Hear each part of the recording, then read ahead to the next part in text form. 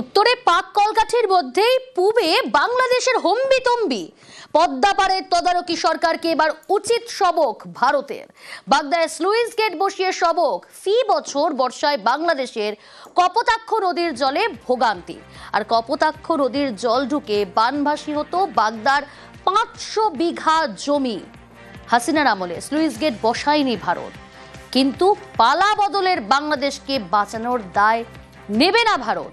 এবার বসানো হলো এই স্লুইস গেট। কপোতাক্ষর বাড়তি জলে এবার ভাসক বাংলাদেশ। সরাসরি রয়েছে অনিরুদ্ধ। জেলা শাসক ইতিমধ্যেই পরিদর্শনে গিয়েছেন। কাজ কবে শেষ হচ্ছে?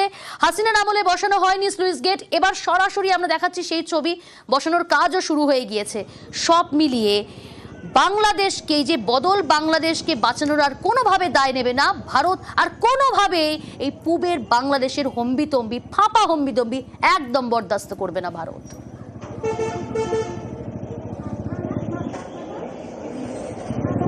দেখো, একদম উত্তর 24 পরগনার শেষ প্রান্তে বাগদা ব্লকের বয়রা গ্রাম পঞ্চায়েত, এবং এই বয়রা গ্রাম পঞ্চায়েতের ওপারে অর্থাৎ বাংলাদেশে রয়েছে কপোতাক্ষ নদী।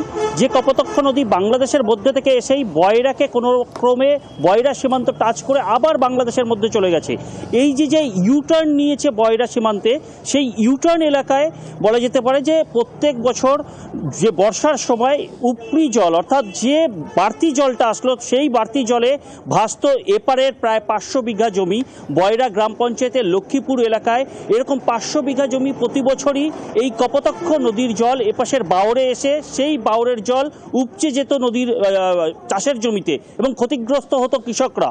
পরবর্তীতে বাগদা পঞ্চায়েত সমিতির পক্ষ থেকে সুইচ গেট বসানো হয়েছে, অর্থাৎ এই কপোতাক্ষ নদী যেখানে ইউটার্ন নিয়েছে এবং এই ভারতীয় ভূখণ্ডের যে জায়গা দিয়ে জল প্রবেশ করত, সেই ভারতীয় ভূখণ্ডেই সুইচ গেট বসানো হয়েছে, যাতে প্রতি বছর এই চাষের ক্ষতি না হয়। এবং বলা যেতে পারে যে বাংলাদেশকে সবক শেখানো, তাদের যে উদ্বৃত্ত জল, অর্থাৎ বর্ষার সময় যে বাড়তি জল এই কপোতাক্ষ নদী দিয়ে এসে ভারতীয় ভূখণ্ডে প্রবেশ করত, এরপর থেকে কিন্তু এই সুইচ গেট বসানোর ফলে সেই জল আর ভারতে প্রবেশ করতে পারবে না, এবং চাষিরাও উপকৃত হলো, এবং বাংলাদেশ কিন্তু বাংলাদেশকে উচিত সবক ভারতের। বেশ, অ্যাকচুয়ালি এটা কোনো নদী না, এটা একটা বাওর।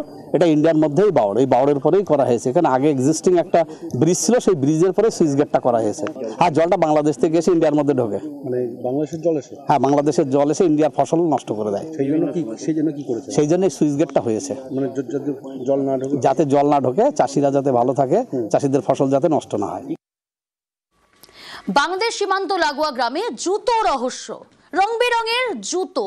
সেই ছবিটা একটু দেখাই আপনাদের। দেখুন, জলপাইগুড়ির বেরুবাড়িতে বস্তা বস্তা জুতো, এই যে সেই ছবিটা দেখাচ্ছি আপনাদের। দেখুন, হঠাৎ করে এই বস্তা বস্তা জুতো এবং রং বেরঙের জুতো ঝোপেই পড়ে রয়েছে। কিন্তু এই বেওয়ারিশ জুতো এলো কোথা থেকে? বাংলাদেশ সীমান্ত লাগোয়া গ্রামে জুতো রহস্য। জলপাইগুড়ির বেরুবাড়িতে বস্তা বস্তা জুতো, কোথা থেকে এলো রাশি রাশি নতুন জুতো? বাংলাদেশের এই হম্বিতম্বির মধ্যেই কিন্তু ভাবাচ্ছে স্থানীয় বাসিন্দাদের। সরাসরি রয়েছে শান্তনু আমার সঙ্গে। শান্তনু, এখান থেকে একটু বোঝার চেষ্টা করব যে কোথা থেকে এলো জুতোগুলো, কারণ বাংলাদেশের যে হম্বিতম্বি তার মধ্যেই সীমান্ত লাগোয়া গ্রামে এই জুতো উদ্ধার। দেখো, জুতোগুলো কোথা থেকে এলো এটাই কিন্তু সবচাইতে বড় প্রশ্ন, কারণ গ্রামবাসীরা বুঝে উঠতে পারছেন না এই জুতোগুলো কে আনলো এবং কেন ফেলে রেখে গেল এই গ্রামের মধ্যে। কারণ শুধু মাত্র গ্রামের একটা এলাকাতেই নয়, একাধিক জায়গাতে ফেলা হয়েছে এই জুতো। প্রায় 12টি বস্তা এখনো পর্যন্ত গ্রামবাসীরা উদ্ধার করেছেন, যে বস্তা ভর্তি রয়েছে নতুন জুতো। সেই জুতোগুলো কিন্তু অনেক বাচ্চা বা অনেক পরিবারের সদস্যরা কিন্তু নিয়ে যাচ্ছেন বাড়িতে পরার জন্য, আর সেখানে কিন্তু বিপদের আশঙ্কা করছেন এলাকার বাসিন্দারা। কারণ খুব সামনেই বাংলাদেশ রয়েছে, সাম্প্রতিক পরিস্থিতিতে কিন্তু রীতিমতন উদ্বিগ্ন এলাকার বাসিন্দারা।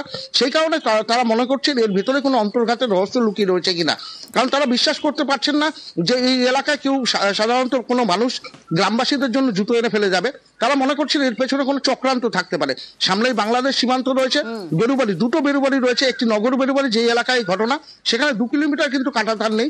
পাশাপাশি রয়েছে দক্ষিণ বেরুবাড়ি, যেখানে 19 কিলোমিটার কাঁটাতার নেই। অর্থাৎ বিদেশি রাষ্ট্র বা পাশের রাষ্ট্র থেকে, বাংলাদেশ থেকে কিন্তু কেউ পাচারকারীরা এখানে এনে জুতো ফেলে দিতেই পারে, বা এর পেছনে অন্য কোনো রহস্য লুকিয়ে থাকতে পারে। গ্রামবাসীরা চাইছেন দ্রুত এই রহস্যের সমাধান। নজর থাকুক শান্তনু আমাদের। বস্তায় বস্তায় রাস্তার সাইডে জুতা ফেলানো আছে, নতুন জুতা। সেই জুতাগুলো কে ফেললো, কারা ফেললো, কোথা থেকে আসলো, এটা কেউ জানি না। তবে জানি না এটা কি উপায়ে ফেলছে। এখন এই জুতাগুলো যদি কেউ পরে আবার অসুস্থ হয়ে যায় নাকি জানি না। গ্রাম পঞ্চায়েতটা হচ্ছে একদম বাংলাদেশ সীমান্ত লাগোয়া অঞ্চল। কেউ রাতের অন্ধকারে বাংলাদেশ থেকে এনে ফেলে দিতে পারে। আমাদের গ্রামে জুতা ফেলাচ্ছে, যেখানে সেখানে জুতা ফেলাচ্ছে। জুতাগুলো কোথা থেকে আসতেছে সবাই আতঙ্কের মধ্যে আছে। কতগুলো জায়গায় ফেলছে? অনেক জায়গায়। নতুন জুতা? হ্যাঁ, নতুন পুরানা। এখানে তো বাংলাদেশ সীমানায় আছে, সবাই তো বাচ্চা কাচ্চা আছে, সবাই যে বাচ্চা কাচ্চা আতঙ্কের মধ্যে আছে।